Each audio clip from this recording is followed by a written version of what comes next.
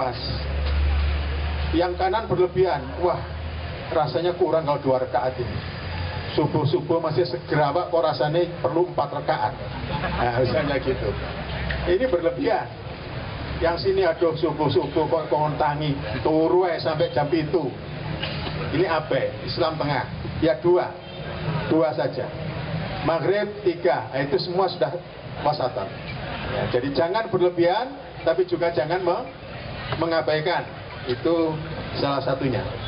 Kemudian ada istilah lagi dalam kata muktasid, tengah-tengah.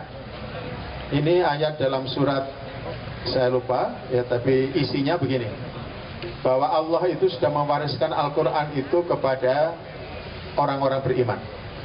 Summa aurathnal kitab alladzina astafaina min ibadina. Jadi Al-Quran aku wariskan kepada hamba-hambaku yang aku pilih, yaitu umat Islam. Kemudian Al-Quran mengatakan ada 3 macam manusia umat Islam dalam menyikapi Al-Quran. Yang pertama sabiqun bil khairat,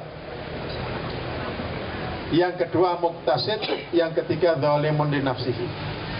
Tentu kalau di sini yang paling baik itu ya yang sabiqun bil khairat. Jadi tidak selalu yang tengah itu mesti lebih baik dari yang kanan. Tapi kalau sabiqun bil khairat itu orang-orang yang apa?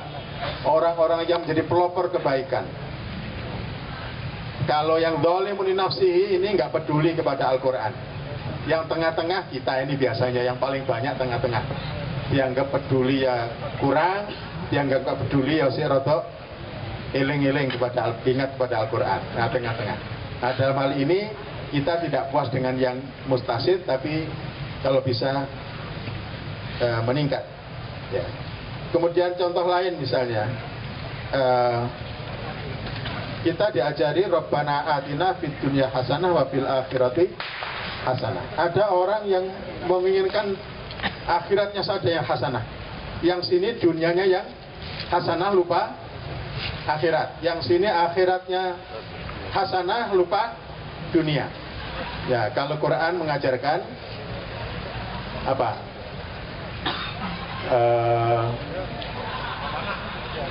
Yang tengah itu yang bagaimana? Ya harus orientasi kita akhirat, tapi jangan lupa dunia. Jangan lupa dunia. Jangan dibalik.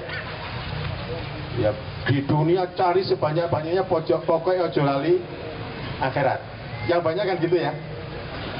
Kalau anak kita lulus sekolah, wis kamu bekerja yang baik, cari pekerjaan yang baik, sukses ya di pekerjaanmu, capai karir setinggi-tingginya, pokoknya ojo lali sembahyang. Kan gitu ya. Jadi soal akhirat itu ojo lali.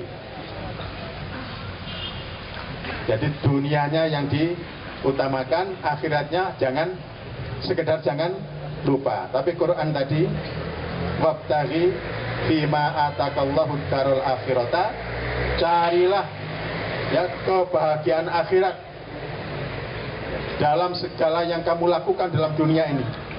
Tapi jangan lupa walatan sanasibaka minat dunia, jangan lupa bagianmu di dunia. Ya, jadi mungkin kalau orientasinya berbeda juga nanti akan berbeda dalam perilaku kita. Kalau kita ini kan ya kesini ini cari apa sih? Apa cari dunia di sini? Enggak. Orientasi kita ke akhirat. Cuma kita enggak boleh lupa dunia. Makanya ya jam 3 selesai, jangan terus sampai sehari semalam kan gitu ya. Nah, jadi supaya kita juga ingat dunia. Ya. Yang celaka adalah dunia nggak dapat, akhirat nggak dapat. Nah, ini yang paling cekat. Dunia sayyi'ah wa fil akhirati sayyi'ah. Wah ini payah ini. Saya membaca. Oh ya. Ya, jadi kalau agama pengingatan itu contohnya macam-macam kalau dihubungkan Yahudi dan Nasrani. Ya. Misalnya kalau soal makanan, Yahudi itu sangat ketat. Ini tidak boleh, ini tidak boleh, banyak sekali yang nggak boleh. Kalau Nasrani, opo ae oleh, kan gitu. Tidak ada makanan haram. Kalau Yahudi banyak yang haram. Islam tengah-tengah. Tengah-tengah, yang dihalalkan lebih banyak dari yang diharamkan. Ada contoh lain ini, saya juga tidak tahu persis bagaimana, tetapi saya baca di referensi, orang Yahudi itu dalam hal toharoh, tahu ya toharoh, bersuci ya, itu sangat berat. Kalau kita umat Islam ini toharoh itu kan hanya diwajibkan ketika kita melakukan ibadah ya. Jadi tidak boleh ada hadas besar, hadas kecil. Kalau Yahudi, ajaran dasarnya toharoh itu dalam segala kehidupan, baik ketika dia sholat maupun sedang tidak sholat, sedang bekerja, itu toharoh juga sangat ditekankan. Sementara orang Nasrani tidak kenal yang namanya najasah, najis itu tidak ada ya. Jadi habis hubungan suami istri jam 8, wah ini sudah waktunya gereja, ya langsung ke gereja. Wis kalau adus junub tidak ada ya. Tidak kenal yang namanya toharoh, najis. Ya, najis juga tidak ada. Ajaran tentang toharoh dan najasah tidak ada. Ini yang saya baca dari suatu referensi ya, saya tidak tahu persisnya. Mungkin kalau ada teman-teman ini yang dari Nasrani mungkin juga bisa memberikan masukan. Tapi itu salah satu gambaran. Nah, kalau Islam toharoh baik dari hadas maupun dari najis itu diberlakukan ketika kita melakukan ibadah, sholat atau sedang haji, tawaf ya. Kemudian ada juga yang memegang Al-Quran dan seterusnya ya. Jadi itu tengah-tengah, tidak dalam sebuah, meskipun juga ada anjuran dari Nabi, alangkah baiknya kalau kalian itu selalu melihara wudhu ya. Jadi kalau begitu batal wudhunya, wudhu lagi terus ya. Tapi itu tidak wajib, itu hanya sunnah. Tapi kalau di Yahudi tadi wajib. Nah itu sebagai contoh. Pengertian lain dari wasat itu adalah yusrun, kemudahan. Islam itu disebut agama yang mudah. Nabi berkali-kali mengatakan ad-dinu yusrun, agama itu mudah ya. Kalau Quran Allah mengatakan yuridullahu bikumul yusra wala yuridu bikumul usra. Allah itu menginginkan kemudahan, bukan kesukaran, bukan kesusahan ya. Wa ma ja'alallahu lakum fid-dini min haraj. Allah tidak menjadikan bagimu dalam soal agama itu haraj, kesusahan, kesulitan, kesukaran ya.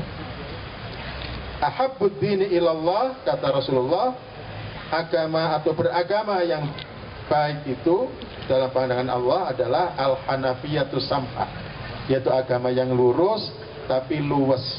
Nah itu salah satu bentuk dari wasatiyah kemenangan Islam tadi, itu adalah agama itu jangan jadi beban. Agama itu selalu memberikan kemudahan. Ada dosa, ada ampunan, kan gitu. Ada dosa, ada ampunan. Kalau ada dosa kemudian tidak ada ampunan, wah bagaimana? Maka Islam itu ada dosa, ada ampunan. Tidak boleh orang itu putus asa dalam meminta ampun kepada Allah. Allah menyatakan dalam sebuah firman-Nya, "Qul ya ibadiyalladzina asrafu ala anfusihim la taqnatu min rahmatillah innallaha yaghfiru dzunuba jami'an innahu huwal ghafurur rahim." Katakan wahai Muhammad kepada hamba-hambaku yang keterlaluan ya dalam berbuat dosa, la taqnatu min rahmatillah, jangan